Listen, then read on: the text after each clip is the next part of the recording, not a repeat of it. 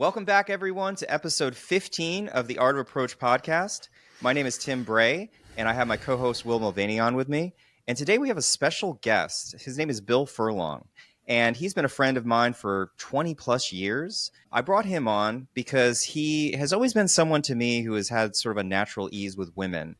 And he's always been the guy that I've gone to for advice with different kinds of dating problems and whatnot. He's also an artist and musician based in Chicago. We're going to put the links to his website, billfurlong.com, as well as his Instagram on our profile here. And we're really excited for you all to get some of his deep wisdom around women. And as always, what we do on this podcast is we are going to review an Instagram reel, make some comments about that. We're going to answer a question from the Reddit community, see where they're coming from on their question.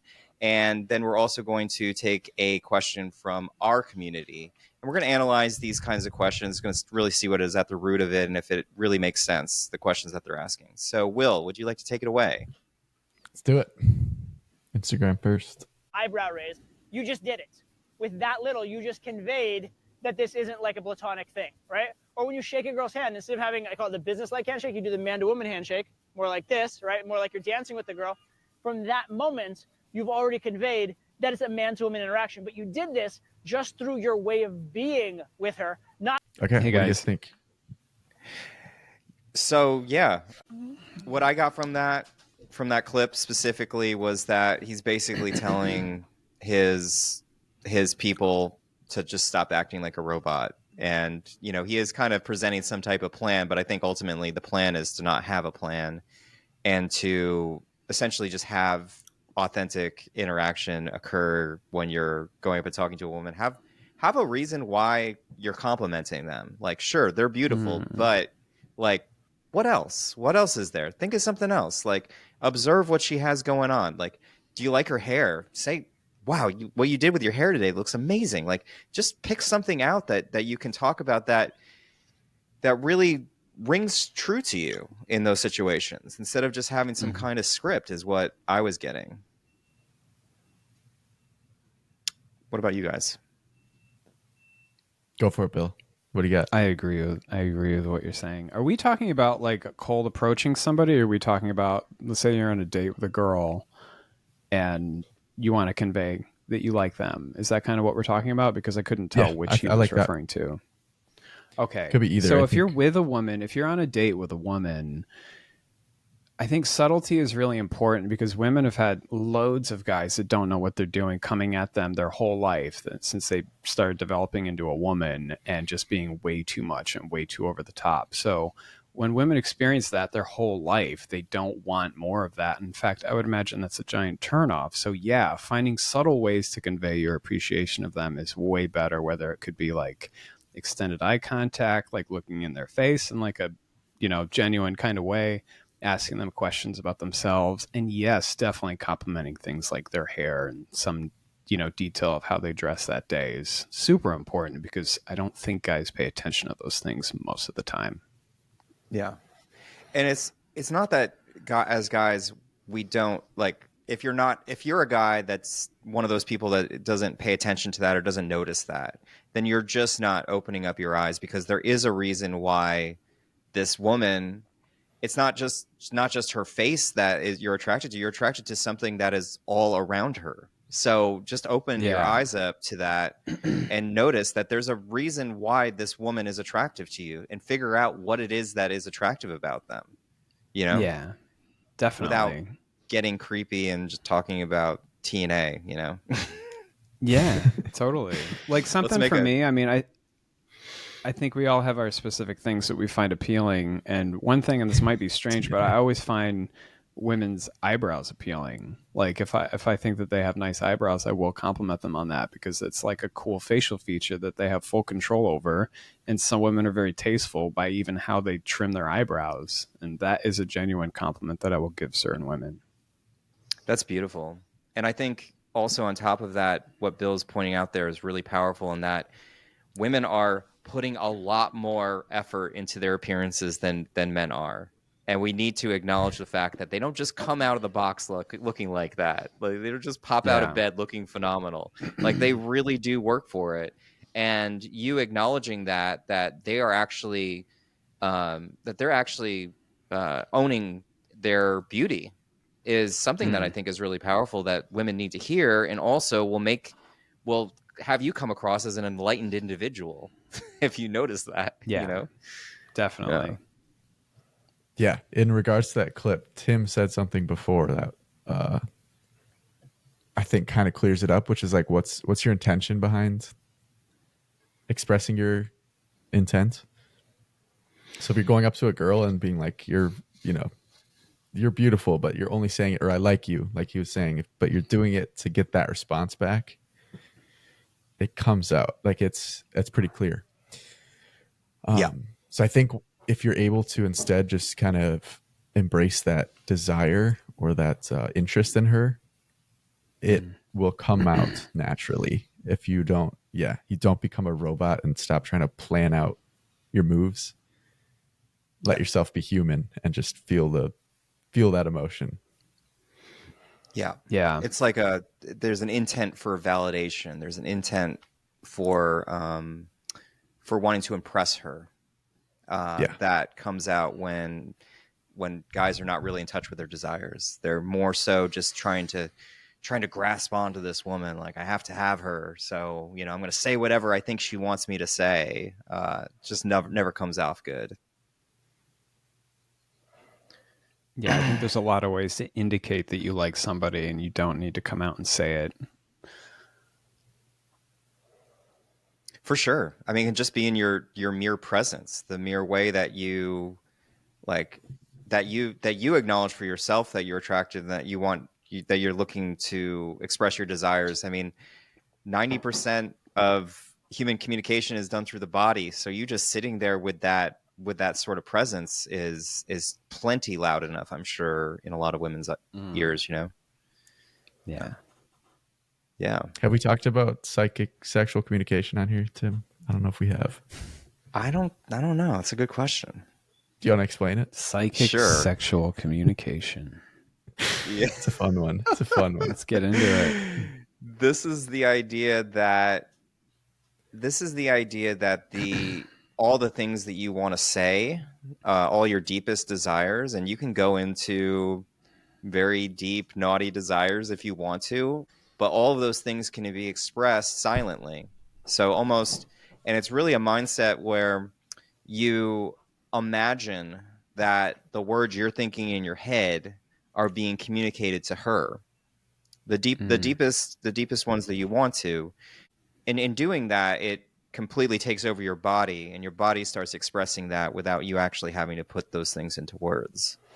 So it's a belief. If you can trick yourself into believing that you are psychic, which is essentially what the mindset really pushes you to do. If you're able to do that, then you're able to communicate that stuff non-verbally by just having that dialogue in your head.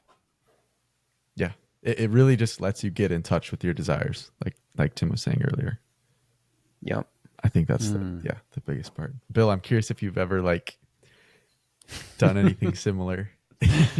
Well, I think I have, in a way. I don't want to say that it was psychic, but I think a lot can be conveyed through your eyes and your face.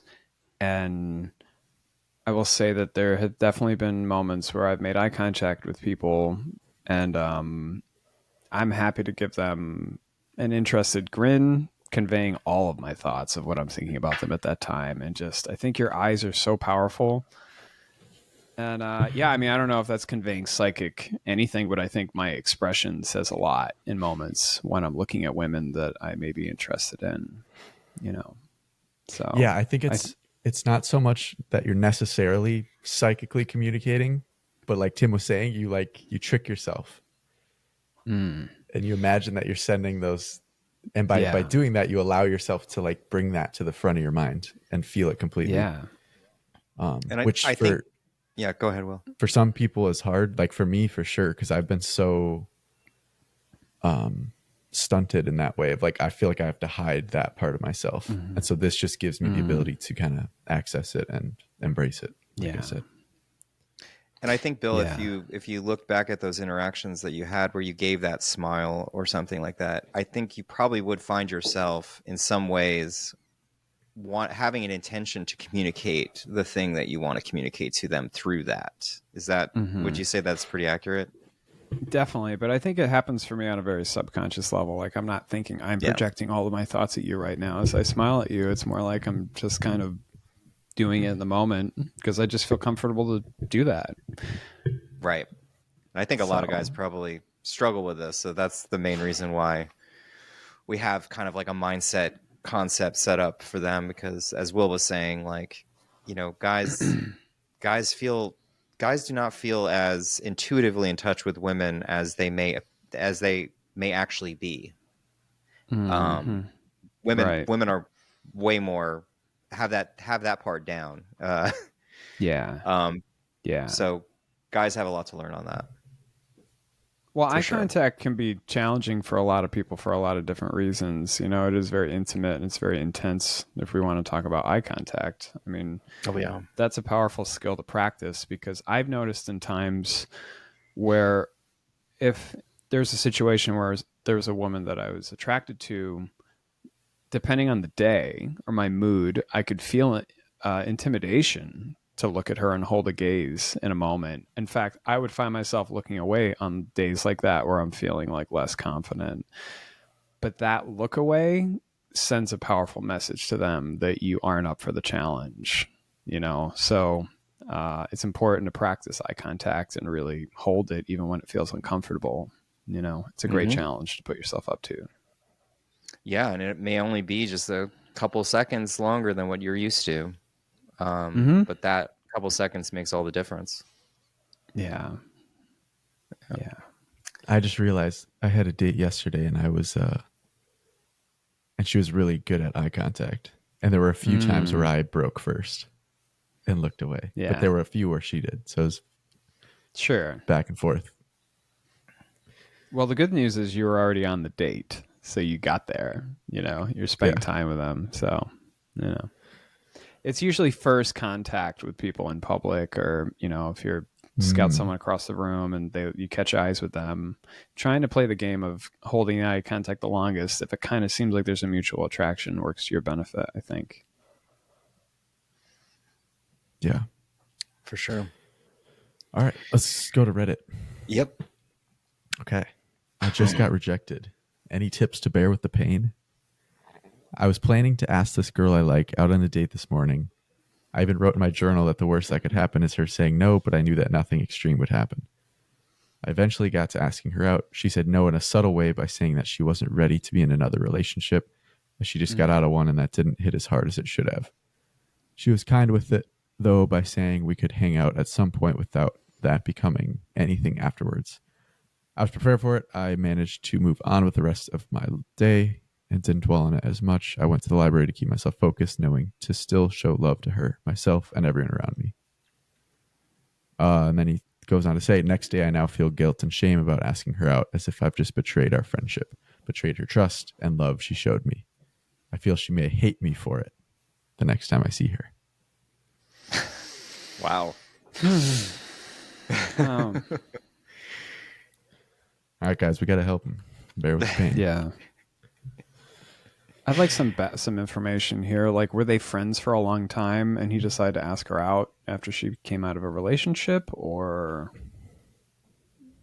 That's a good question. Because, yeah, Because some context would help understand why he's having all these thoughts and this intensity. but he does say, I feel like I betrayed our friendship. But then, like, Yeah, right. wouldn't he already know about that relationship? Yeah, exactly. And if he's saying they had a friendship, then of course it's a weird move to ask your friend that you've probably been friend zoned to go out with you. So what did you think was going to happen, buddy? You know? Yeah, I'm definitely seeing there could have been some big problems there. Like I'm just for the sake of argument, let's just imagine that he was, or that she was, in a relationship with another dude for a long time. Maybe that's how they met. Who knows? You know. Let's use the scenario that they met while she was in a relationship with another guy. Okay, and after the breakup, he ends up asking her out and I guess expresses his feelings to her. In that kind of case, I wouldn't think that he was necessarily in a friend zone per se, because when he first met her, she had a boyfriend. That's probably not the best place to say, like, I think you're hot and, I'm attracted to you. If you have a boyfriend, I can imagine most people wouldn't say that. But after she gets out of the relationship and he says, you've been with this guy for a long time and I've had a crush on you all along. How do you all feel about the fact that he's finally expressing his desires? Like, where do you express your desires in that situation if you can't, if she has a boyfriend already? Yeah, I don't think there's any need for shame here or guilt for the fact of actually doing it. Like, the expression itself wasn't the problem ever. No. Depending on how he did it. I think he needs to have a little more empathy for her, though. Like, she did just get out of a relationship, and like understanding of her situation. It might not have anything to do with him. Yeah. It doesn't sound to me like, if that is the scenario, if he didn't meet her before she was in the relationship, then I don't think there's anything wrong with expressing your desire after she gets out and just like, hey, look, at the same time that I'm enjoying being friends with you, I also think that you're really cute and I'd love to take you on a date. If not, we can go right back to being friends. I think that seems to be completely fine. I feel like he didn't say it as eloquently as you just did.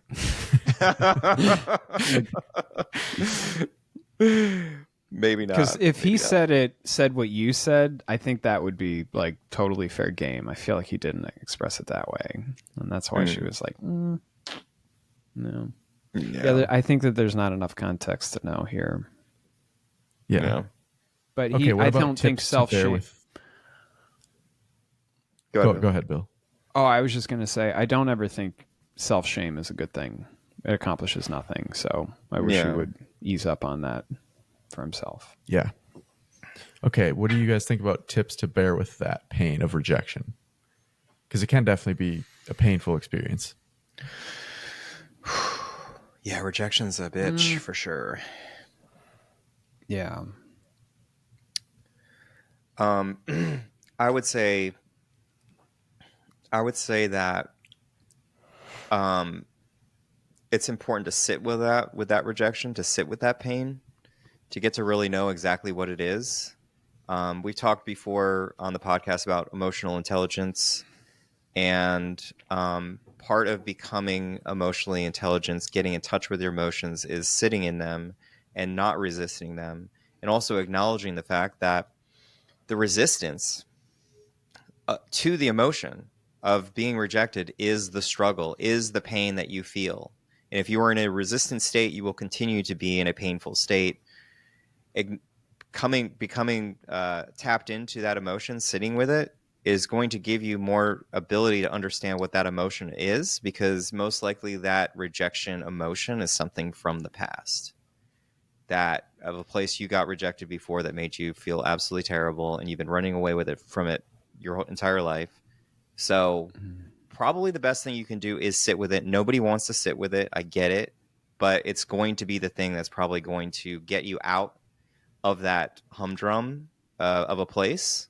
And then once you make some clarity on those emotions, get back out, start talking to more women, expand your net of opportunities, so that the next time you talk to a woman, you're not going to feel so pressured for her to be interested in you. Those are my thoughts. Yeah, I wish I could help more here, but honestly, I've never been rejected, so Hardy hard. No, I've been rejected so much. I'm the king of rejection, facing rejection.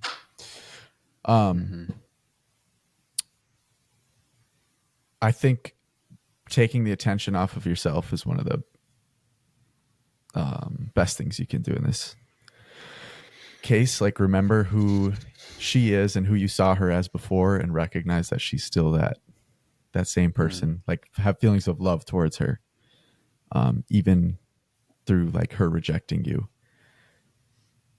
And then like Tim said, yeah, like sit with it. Don't try and run from the rejection. Don't try and fill it with something else. Just sit with it. And yeah, then move on. And remember, it's probably nothing about you. I mean, it's about you, but it's probably more of a misalignment rather than something bad on your side. And in this case, I think it's pretty clear it is something about her situation doesn't line up. Yeah. Yeah. What about you, Bill? You got anything on that? Well, I think it's important if you're experiencing any major emotions to have a therapist to talk to about it and sort through the details of your specific reactions to it, because everybody's a little different in what you respond to and how you process these things. And obviously every situation is different that you may get rejected from. You know, sometimes it's not just as simple as the feeling of rejection. Like I've had experiences where a relationship didn't work out at all and it blew up like a Chernobyl, and it left me feeling rejected. But if I was honest with myself throughout the course of that relationship, I would have known that this was going to come down the pipeline, you know. But for other reasons of myself, I didn't take precautions to avoid an explosive situation. So do I harp on the rejection, or do I harp on learning more about myself so that I don't end up in this situation again, you know, or all the above? So it's complicated, you know, and that's where context comes into play, you know, like the situations that lead up to these feelings. But I love what Tim said. I love what Tim said about sitting in it and feeling it and processing it. Yeah, and I also want to double down on the therapist. Therapists can be an incredible support system, guardian angel on your pursuits to really help you work with the process of this, because this is an emotional game that we're getting into here. And if you're going to be in a situation where you're going to be out there potentially facing rejection, you know, having a really good therapist that can, like Bill said, walk you through all those different, all the different edges of the edges of the prism of the emotion, you know, all the different facets of it, to really dig down, like where's the root coming from? Where does this thing need to be solved on a timeline level of your past? Once you free up those spaces in your timeline, you're gonna realize that you are a completely different person than you feel that you are, because you're very much attached to your past at all times. We all humans are. So yeah, that's a great suggestion. I love it. All right. Community question time. This one comes from Dalton, who is going to be on the podcast probably in a couple of weeks. We missed you, Dalton. Yes. He was going to be Come on, back, but Dalton. he had work come up. Okay. The question is, do you feel that approaching so regularly has impacted other areas of your life? If yes, how so? Okay. Do you want me to start this off, Will, or do you want to start? Let's just expand this question to like your experiences with women in general, or like your development with your relationship to women as a whole. How has that affected the other areas of your life? I like that. Do you want to go first, Will? Sure. Where do I start? So I feel like for me, approaching and like putting a high focus on approaching and dating women became like a reflection for me of myself at each time. So like we talked about with the rejection, I've learned so much through different rejections of like just my reaction to it. And So I feel like through doing that, I've been able to dig up, and a lot of it's been with Tim. But it's been like digging up, whatever past things that have been affecting me that I just didn't realize. And I needed this like big moment of some type of rejection to like have that come out. So it's helped my like self-confidence immensely just because of that, because I feel like each one of those things is like hindering me slightly on being able to know myself and be comfortable with myself.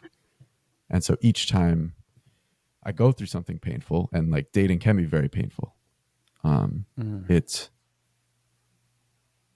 reveals something new to me, something new I can work on and improve myself by. And so then that spreads out, into my whole life. Like self-confidence is just it's useful everywhere, not just with women. Yeah. What I feel is such a remarkable opportunity here is that if you're a man that's wanting to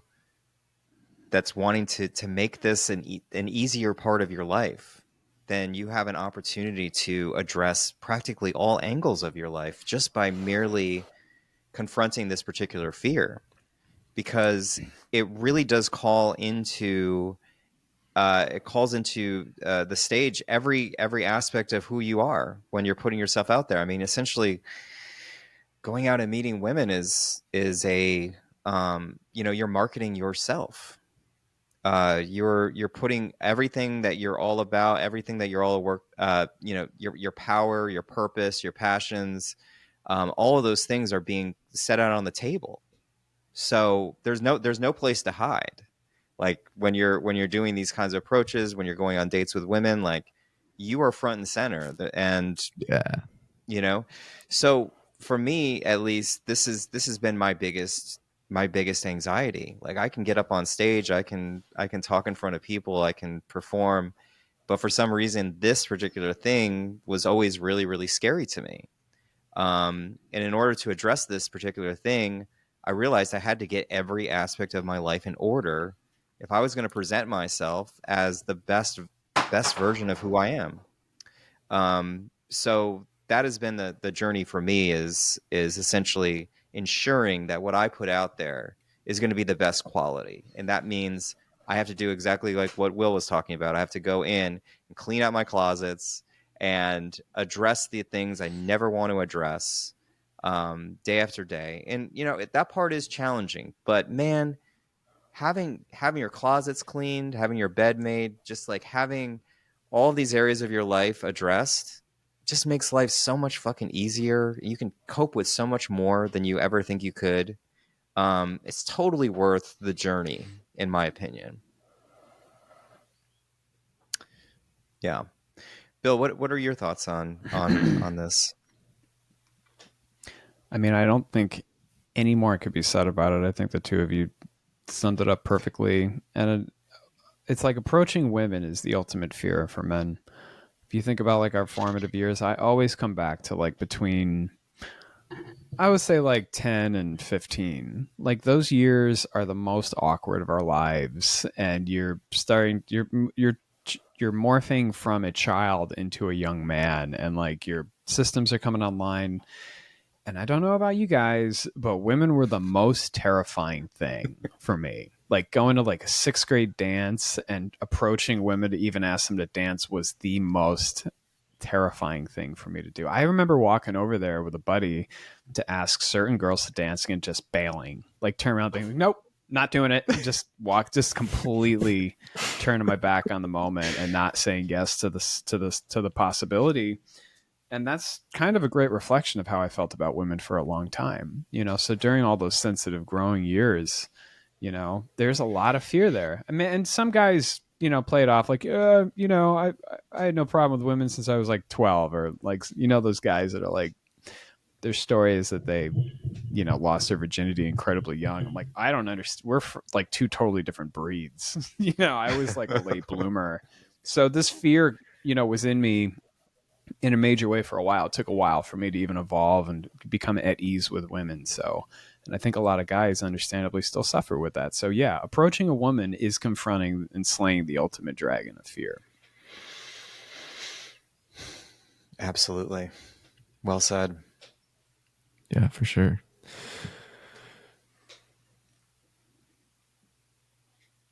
All right. Well, that wraps up our content review Portion. and responses. Yeah, Tim, what do you got for us today?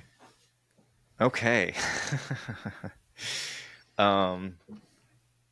So as some of the listeners may have noticed from the last couple of podcasts, I've been getting myself back out into the world of women after my breakup about close to a month ago, and it has only been challenging in the domain of my mind and my heart, I would say. I've been out approaching and meeting women with Will and sometimes on my own. But I have noticed that I haven't been fully open. And I'm still working on opening that door up to possibility.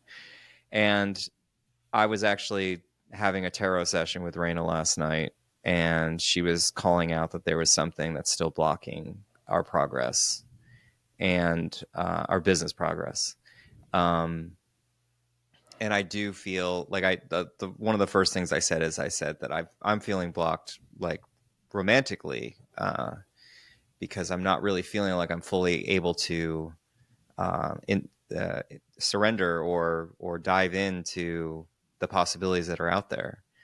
And I started thinking about it, and I think that the main reason that I'm not having the kind of ease, because I'm seeing myself out there, I'm seeing myself being very picky, and I feel like I noticed this with a lot of new guys coming in, and I'm noticing this with myself now, that I'm getting very picky, and I'm wanting to like find just the right woman to walk up to and talk to.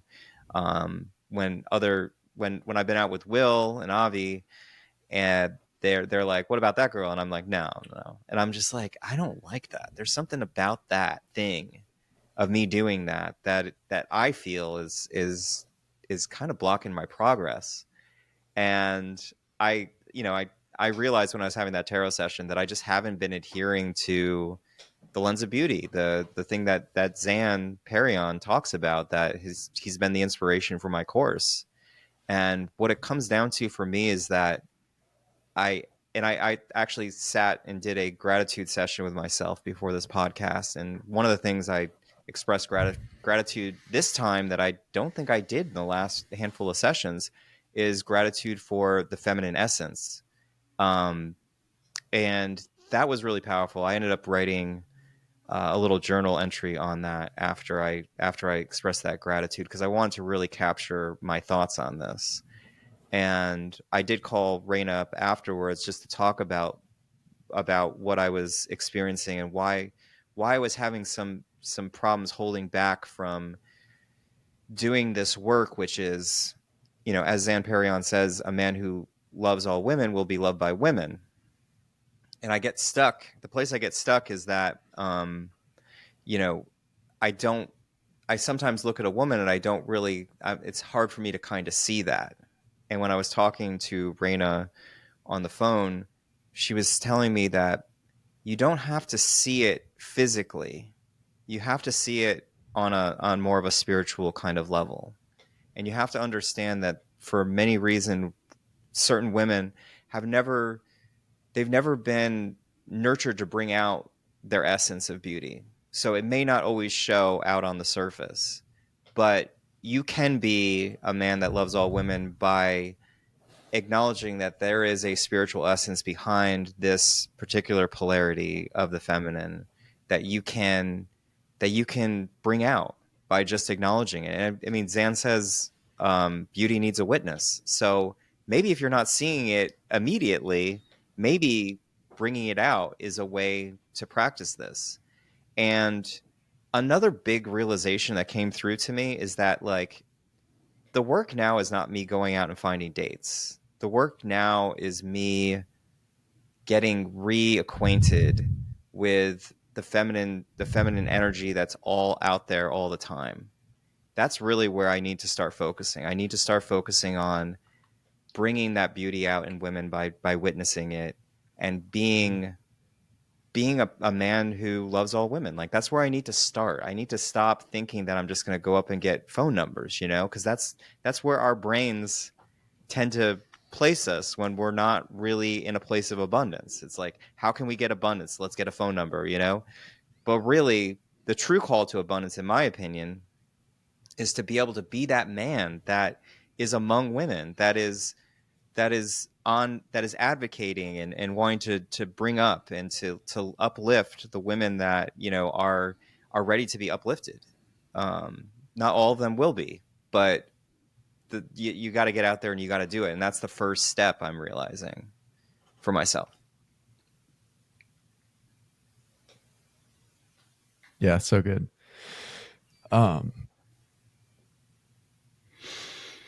Yeah, what do you think happens once you get into that? So if you're not looking for numbers, you go out with this, I have a feeling you're going to end up with quite a few numbers. I know, right? It's The the numbers, backwards way it works.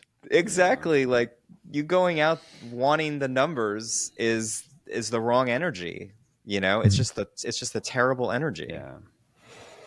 But you're so right, Will. I'm sure, you know, you just one after another after another. And another thing is like, I so have observed over time that a woman who does not appear to be like my ideal or attractive, or, you know, the most attractive woman, da da da da da, all that stuff. If I go up and approach even like an average looking girl, the way her face lights up, I sometimes even builds my attraction for me. So why not just go up and just approach every woman, you know, that walks by, give them a compliment, let them know you're on their team, you know. I just think there's so much more that can be taken from that. So that's what I'm going to be focusing on. Yeah. I love that. Yeah, not all women need to be prospects. I think it's really important to have female friends. I've had female friends ever since my early teens. I'm still close with numerous women that I've been platonically friends with for so many years. And you gain a lot of perspective by just being friends with women and enjoying them for who they are and not having some sort of agenda. It's totally possible. I do believe that men and women can be friends. Yeah, we were just talking about that, weren't we, Will? Yeah, that's something I want to start working on more. Is like you said, making female friends. So for me, it's always been like.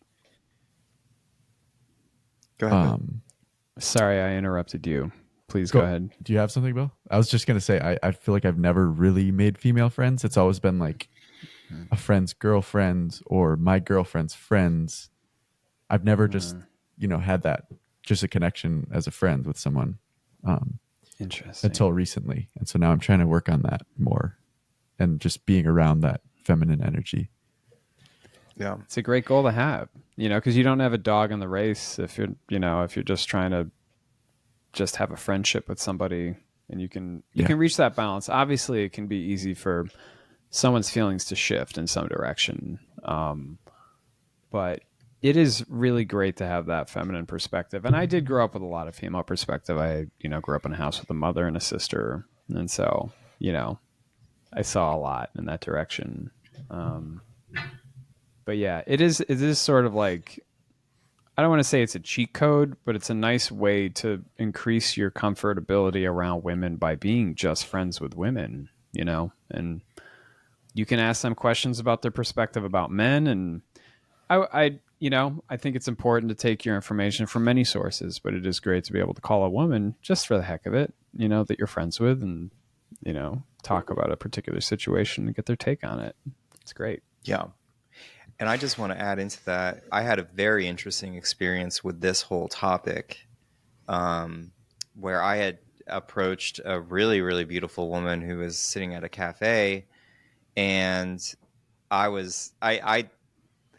our interactions, I think I talked about this on the last podcast. Our interactions were a little it was a little unclear as to if I was asking her on a date or not, because I thought I was putting out the vibes that I was interested in her, but she ended up having a boyfriend.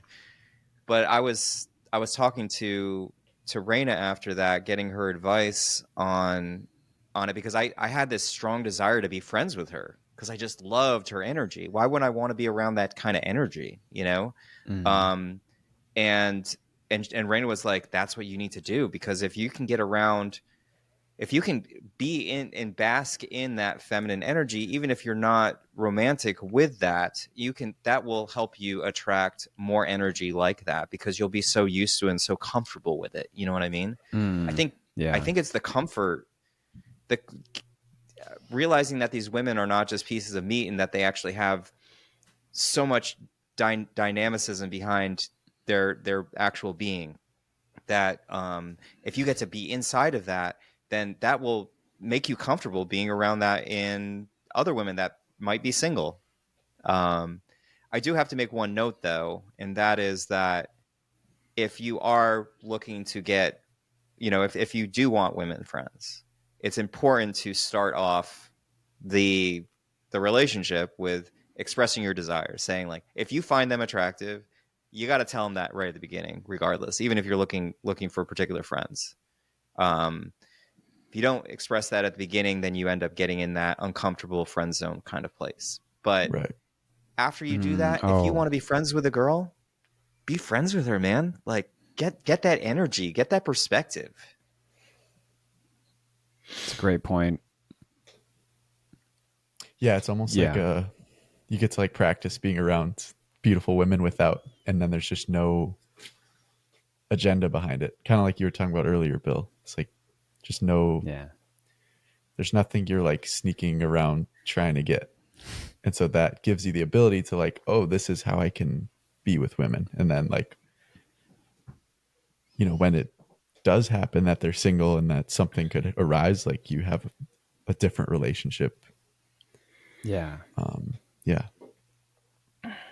Yeah, definitely never the approach of trying to become friends with a girl that's hot, but never. I love the fact that you mentioned that, Tim. Like, do not try to work your way into a woman that you're attracted to as a friend. It's the worst move ever. And guys do it all the time. There's a lot of guys that do that, and it's insane.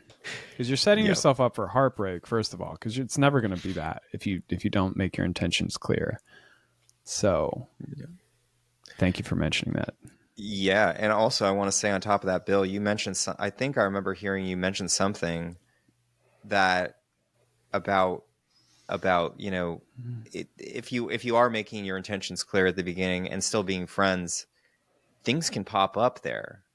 I mean, they can, like, they can, in terms of like feelings that are being built, with that particular female friend. There's possibility even there, but if you don't say it at the beginning, if you don't get out your true desires, then that's not going to be a possibility. She's not going to ever look at you like that. She's going to put you in a box and put you aside. At least if you say it at the beginning, there might be a chance. But if you're also waiting around for that to happen, then you're not going to attract the right kind of energy either. Those people are called orbiters. Orbiters. They just orbit around, waiting for an opening. Yeah, in that case, you're almost like just waiting for something to happen to you. Yeah. Instead of like going for what you want. Don't ever be that guy. No. Yeah. Well, do you want to talk about what you're going through? Yeah. What we were talking about right before this. That's kind of like it's related to the ever since we had Raina on that episode a couple weeks ago, I've been thinking a lot about being in the masculine polarity, like basically leading more, being okay with being direct and clear, even if a girl is being vague, making myself clear with what I want. And so I was telling Tim before this that there's a girl I've gone on a couple dates with, and she had expressed that she would like to do something. And so I invited her to do it. She was busy that day, but then she ended the text with like, but maybe I'll see you another time. And so my initial reaction, which is like my old self coming up, maybe it's my ego, I don't know, but it told me that she was backing away a little bit, because it was like, maybe I'll see you again sometime, when I had this idea that like we were going to keep seeing each other. And what I think it is it's her saying like, you got to set this up, you got to make it happen. So it's that stepping into that masculine role of like leading with clarity through vagueness. Curious what you guys think about that. Yeah. Bill, do you have any thoughts on that? I want to understand your situation a little bit more. So she sent you this text that she was basically saying, I'm not available, but maybe I'll see you again later. Maybe I'll see you again sometime. Yeah. Maybe we'll make a plan again some other time. So can you explain again the lead up to that and your relationship with her? Sorry, what do you mean by the lead up to that? Like So who was this woman to you? Like I wasn't really clear on how you started with this woman. Okay, so you've gone on 2 dates. Yeah. Okay, and then so you had the second date. How did the second date end up? It ended, and she said, if you ever want to go walk on the trail, let me know. Or let's do it, or something, something like that. And then your follow-up to that was what? On the date? No, at the end of it. So she said, maybe we'll make a plan to go on the trail, and then... And then I said, yeah, let's do it. And then later on, I text her like a couple days later, and I'm like, hey, I'll be in the area. Let's go at this time. Right. And so she's busy. And then, but then she left it with, maybe I'll see you again sometime. Yeah, that is pretty vague. Yeah. Yeah, I don't like hearing maybes. I do like to set plans and things like that. And I actually want to validate your perspective. Like, I can see why a part of you would take that as she's backing off, because it's pretty, it's not really letting you know one way or another. It's a little coy. So did you respond to that? I haven't. I mean, I like respond. I think I liked the message just to like be like, okay, we're not doing that. I haven't set anything. Oh, I see. Or okay. And when was that exchange? Saturday. Okay. So 2 days ago for people listening. Got it. So in another day or two, how's about trying to set an actual date with her to do that? Or asking. Yeah, that's the plan. Yeah, great. Yeah. Yeah, I would just say, personally, I would say, let me know when you're free to get together and do that trail walk. And then the ball's in her court. Yeah, that's the thing that's what I was saying. Hey, I was just thinking about you. When there's vagueness, just come in with clarity. Exactly. Because it's like, I don't like the unknown. And so it's like, okay, I'll be very clear with what I want. And then if she's not interested, I'll find out. But there's no unknown. Yeah. Yeah. Yeah, that's exactly what I was thinking too. Is that I mean, she did say she wanted to do something the last time that you saw her. For some reason, this day did not work out for her. Just set up another one, set up another opportunity, put the ball back in her court. Yeah, that's really the best way to do it.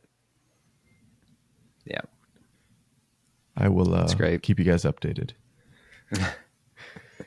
Can't wait to hear what happens. But, yeah, I mean, speaking back to Bill acknowledging that feeling. I mean, that's there's an emotion that was brought up there of some kind of rejection or something like that. And I totally get it too.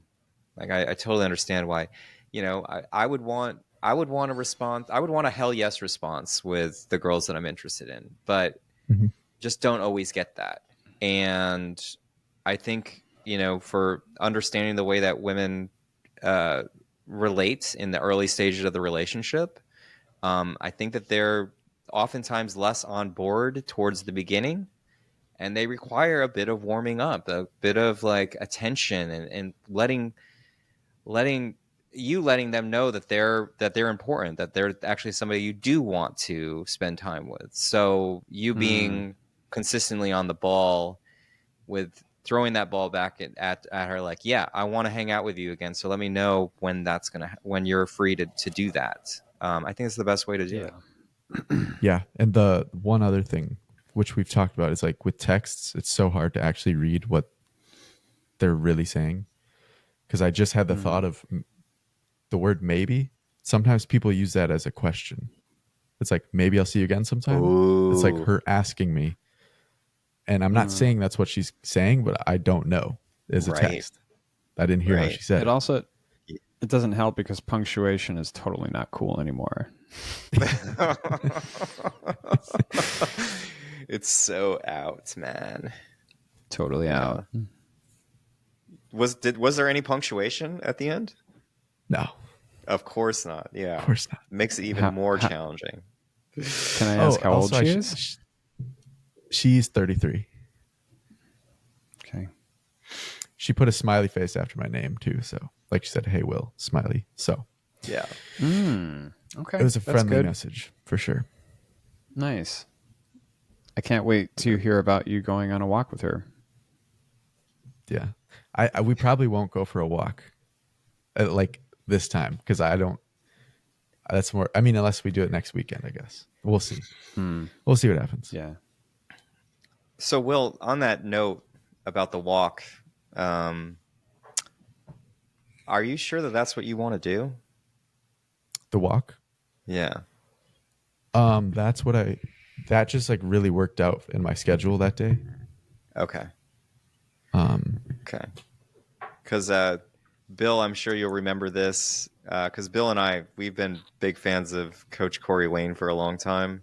And one of the things he recommends is that the dates that you go on, they always need to be in a place where you can potentially lead to sex. So going on a walk on the second date, maybe not as good of an idea. Maybe save that for some dates later down the road. But as far as, wanting to have that place where you can build that attraction, that suspense, and that tension, you're probably wanting to do it more towards the evenings if you're able to manage them, as we've talked about before. Yeah, evening dates definitely are a great way to kind of stay in the direct masculine frame, I would say, and avoid afternoon hangs. But it also sounds like you were doing that out of convenience because you were available that day, Will. Yeah. So what if that's the other thing? Is like, schedule. what if it works in the schedule? Yeah. Is it like, should I just not go on the date if? I would never do an afternoon date with a woman. I would only do evening dates with women in the beginning for a while. That would be that's my plan of attack. Because I feel like coffee, afternoon lunches feels more like friend behavior, and I want to build that romantic curiosity in the nighttime. Kind of lends itself to that vibe. Gotcha. Yeah. Unfortunately, Will's more of a morning person, but you might have to redo your schedule, bro. I know. Join us. I've been Night sleeping in owls. a little bit lately. I've been sleeping until like 8 a.m. Oh man, brutal. So What time do you go to bed? Typically it's like 10. I mean, you could still do like a 6 o'clock evening hang with any woman. It makes sense. 6:30. Yeah. That's what I typically do. It's a 6 or a 7. Yeah. It's good. Yeah.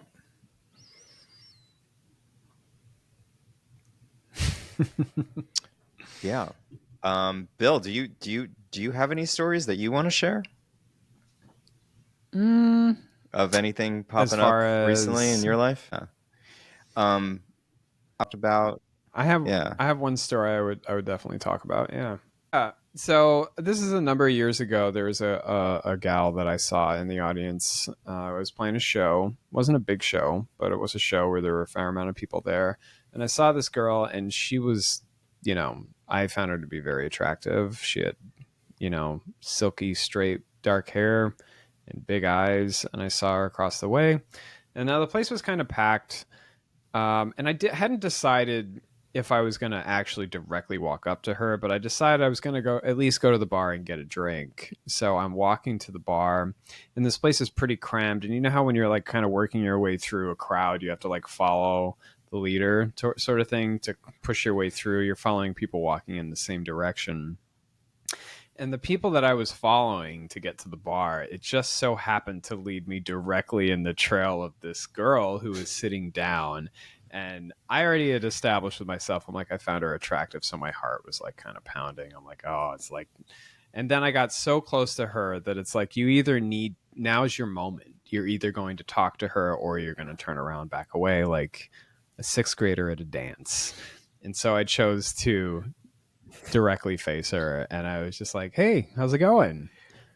And she smiled and she said, oh, I'm doing good, how are you? I'm like, I'm doing great. And like at the tension, like I could feel my, you know, heart like pounding in my head.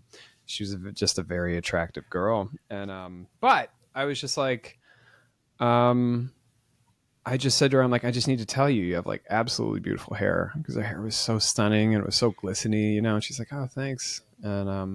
And there was kind of a moment of like, we didn't say anything after that. And then I was just like, well, I'm going to leave you alone. I hope you enjoy the rest of your night though. And I just carried on and went to the bar. At the moment, I remember thinking, I'm like, should I have tried to talk more? But at the moment, it really felt like that was enough. And I think saying goodbye to the moment was appropriate. And I went and got my drink, and then I made my way back to, you know, in front of the stage because we were going to play again.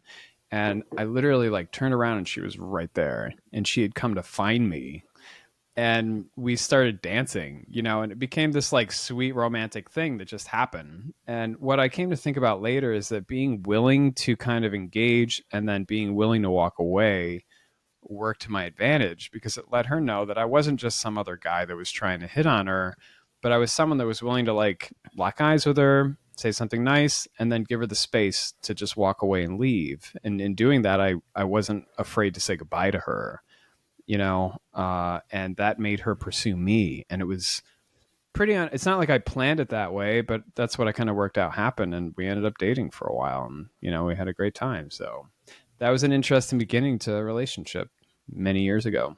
And that's how it went. Wow. That's so interesting. Yeah. Yeah, I think that there's a thing in a lot of guys' minds where if they're at a place where there's, you know, a beautiful woman who's there, I feel like they feel that there's some kind of like immediate obligation to make their case known. But ultimately, if you're in a situation at a coffee shop or at a bar, you can kind of take your time around it and build that sort of intrigue that Bill was talking about, just by the mere fact of not feeling like you have to do it immediately. I think that speaks volumes to the woman that Bill was talking about there.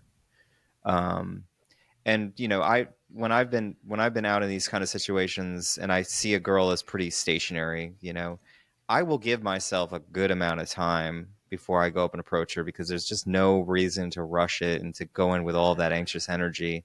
Just more so just feel what that moment feels like, pop over and just say hi. And but I love this idea, and this has given me, you know, ideas of how I can also create that sort of non-neediness, that opportunity for tension to occur by merely just bumping into her at first, and then maybe later following up. I love that. I think it's beautiful. Yeah, it's kind of like, sorry. You showed her you were comfortable like relinquishing control. Like it was like, and like, I think it's important what you said is you didn't go in there with that as your plan. You were kind of just followed what you were feeling. And that was what attracted her to you, I think. Yep. Yeah. Yeah, it's important to be willing to walk away. Big time. It's like business. It's definitely, if you're engaging in a business relationship or working on a deal, you can't let someone know how set your heart is on the thing. You have to remain somewhat ambivalent and keep your cool. And I think that's what sets you apart from all men, is just keeping your cool and being fun, being easy to be around. However you approach, however you engage the conversation, like, be fun. Don't be tense. Women have been sniffing this out their whole lives with men approaching them in a million different ways. So if you can just be calm, cool, relaxed, and then be willing to walk away, they're automatically going to want to pursue you. So enjoy that. And the coolness that you talk about, I feel like you can kind of sum that up in the fact that, you know, inner confidence and also a belief in yourself that this woman isn't determining how you're going to feel about yourself. That is pretty much at the heart of the coolness, right? That you're talking about, wouldn't you say? Well, yeah, I don't think anybody should determine how you feel about yourself. And as long as you can try to project that and mean it, like, and that's where I think rejection is interesting. And it's amazing what you two do. Like, what you two do is so intentional. Like, you purposely go out there and you approach strangers that you find appealing on the street, which is not something that I do. I don't do that. You should try it like that, not the way you guys do it. It's so interesting. I would try it. I would definitely try it. But I just think it's fascinating, the frequency of doing it. So the reason why I bring that up is because rejection isn't a big deal in those situations, because my dad always used to say women are like buses. If you miss one, there's going to be another one like 10 minutes down the road.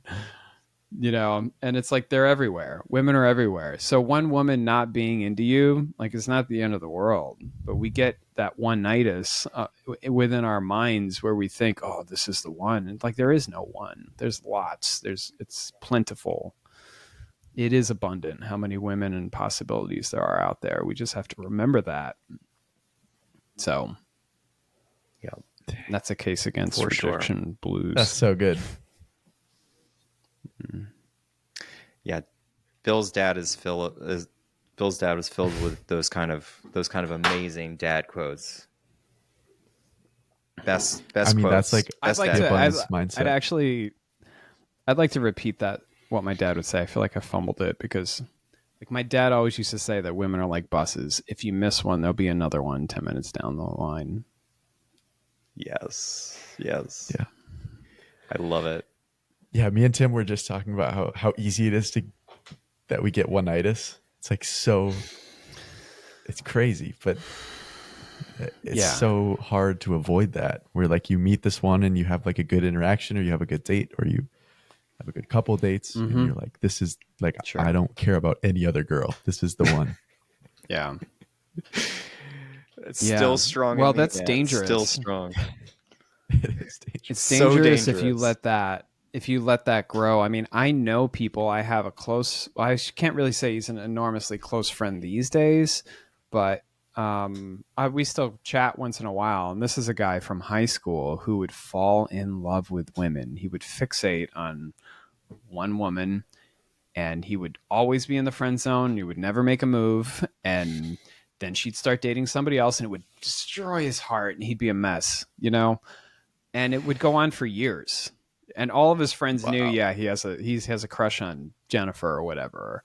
But then it would, after years, become a different woman he would fixate on. He would never make a move. He'd always sit there. He'd kind of become friends with her, or she'd start dating someone. It would destroy his heart, and it was just like, dude, and it's been 20 years, and I don't think he's really evolved far beyond that way of being with women. So that's why the fact you're here, that you're doing what you're doing, and you're utilizing your confidence and approaching and working through these elements of yourself, like, it's incredible what you're doing for yourselves. And so many guys will never do this. So be proud of yourself and be proud of what you're doing here. It's incredible. For sure. Yeah, that's a shout out to any guys that are in situations like Bill's friend too. And you don't have There's to stay another there. way. I tried talking to him. The Art of Approach. Yep. Cool. Any other last subjects that we want to tackle before we go? You guys feeling good? I think Feeling we Had a good. covered. great time. Yeah, this has been great. Um, Bill, real quick, can you just shout out your website and Instagram real quick here? Sure, my People want to get in website is touch with you. billfurlong.com. Sure, my website is billfurlong.com. You can go there and you can see my photography and my artwork, and you can book me for either. Request custom commissions. I do it all the time. My Instagram is at Furlong Artwork for my artwork and at Furlong Photos for my photography. Awesome. Thank you so much for joining us, Bill. You are the man of wisdom in my life, and I appreciate all of your advice that you've given me over the years. And we are so honored to have you on a podcast of ours. So thank you so much, Bill. Thank you, Will, for showing up again with us. And we're going to be heading out. Thank you all again for joining us. And you can find out more information about The Art of Approach at theartofapproach.com. We're also on Instagram at I'm sorry, let me do that one more time. The_approach_coach. And you can reach out to me there. And so happy to have you all again. And we're looking forward to seeing you next time. Take care.